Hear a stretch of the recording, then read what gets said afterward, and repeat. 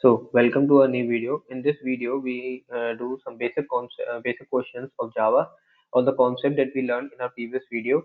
And from now onwards, from this video, we learn the concept of Java with the help of these questions. So, the first question that we learn today is given a positive integer n. Count the number of digit n. Count the number of digit in n that divides n evenly. So, in what we have given in this question, that we take a number like 1, 2, 3, 4 and we have to return the count of the digits which divides is completely because it also given the condition explanation of the word meaning word evenly. So the word evenly is said when the digit of a number n it divides it completely or give a remainder zero. And it also given in the question that we have to ignore the digit zero if it comes. Okay, so let's start the question. First of all, we make a variable. First of all, we make a copy of a original number n. So because we work on the number n, and if we work on it, then it will get changed. That's why we make a copy of it.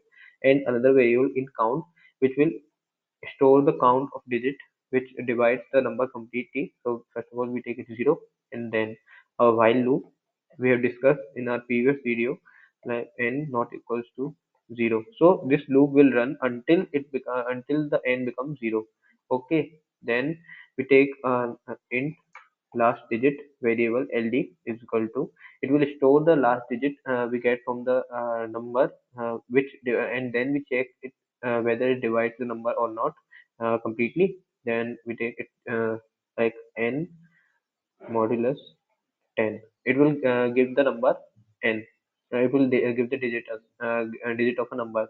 Okay, now we will put a if condition. If So what we have to check whether it is not it should not be zero, and then it should completely divide the number n.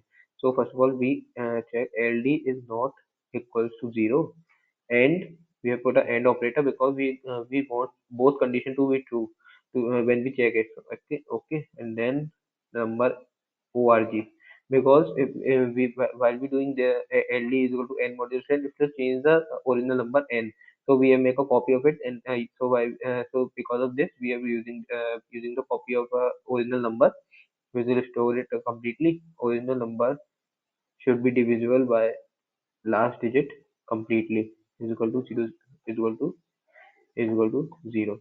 Then it will what it will done, it will increase the count by one, count plus plus. Okay, and then what we have to do, we also have to increase our count our digit, last digit. So what we have to do is that we have to n is equal to n divided by 10. What happens here now? From this statement ld is equal to n modulus 10, we take the last digit of a number like 1 2 3. If we divide it, if we take a modulus by 10, then it will get the remainder about 3. So we get 3 from the 1 2 3. And from this statement n is equal to n by 10, it will give us the question means 1 2, because if we take a 1 2 3 divide by 10, then it will completely divide by 12, because 10 into 12 is equal to 120. So we get the two number that will remaining from this, and that's why we have taken this. Now we have to return count. Now we will compile and run. It will evaluating. So here you can see that we have the input 12 1 2, and output we have the output 2. It is correct. Then we have to submit it.